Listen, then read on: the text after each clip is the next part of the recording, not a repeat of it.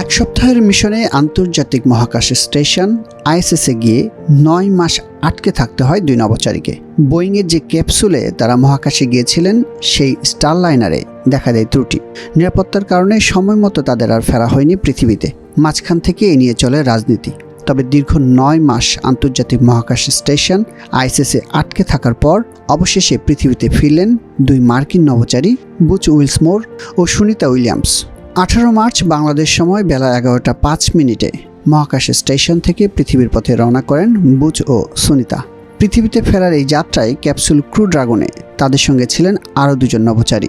মার্কিন নভোচারী Nicolas Hague ও রুশ নভোচারী Alexander গর্বনভ মূলত 2 নভোচারীকে ফেরত আনতে গিয়েছিলেন।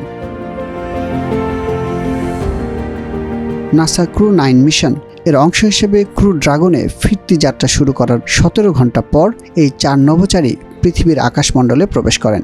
বাংলাদেশ সময় 18 মার্চ মঙ্গলবার দিবাগত রাত 3:57 তাদের বহনকারী ক্যাপসুলটি বিশেষ প্যারাশুটের সাহায্যে যুক্তরাষ্ট্রের ফ্লোরিডা উপকূল থেকে প্রায় 50 মাইল দূরে সমুদ্রে নেমে আসে।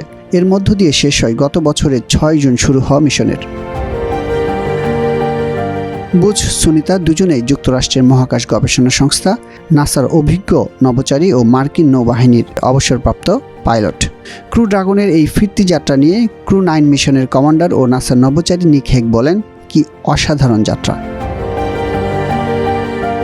এদিকে বুচ ও সুনিতাকে এখন নাসার একটি উড়োজাহাজে করে হাউস্টনের সংস্থাটির জনসন স্পেস সেন্টারে নিয়ে যাওয়া হবে। সেখানে কয়েকদিন নিয়মিত স্বাস্থ্য পরীক্ষা করা হবে তাদের। নাসার ফ্লাইট সার্জনের সম্মতির পর পরিবারের সঙ্গে একত্র হতে বাড়ি যাওয়ার সুযোগ পাবেন তারা। এদিকে গত জুনে মাত্র 8 দিনের এক মিশনে আন্তর্জাতিক মহাকাশ স্টেশনে গিয়েছিলেন 2 নভোচারী বুচ ও সুনিতা। মিশন শেষে পৃথিবী ফেরার কথা থাকলেও মহাকাশযানে ত্রুটির কারণে আটকে যান তারা। পৃথিবীতে তাদের ফেরানো নিয়ে রাজনীতিও শুরু হয়। ট্রাম্প ও তার উপদেষ্টা এবং স্পেসএক্সের প্রধান নির্বাহী কর্মকর্তা ইলন মাস্ক কোনো প্রমাণ ছাড়াই দাবি করেন সাবেক প্রেসিডেন্ট জো বাইডেন রাজনৈতিক কারণে বুচ ও সুনিতাকে মহাকাশ স্টেশনে ফেলে রেখেছেন।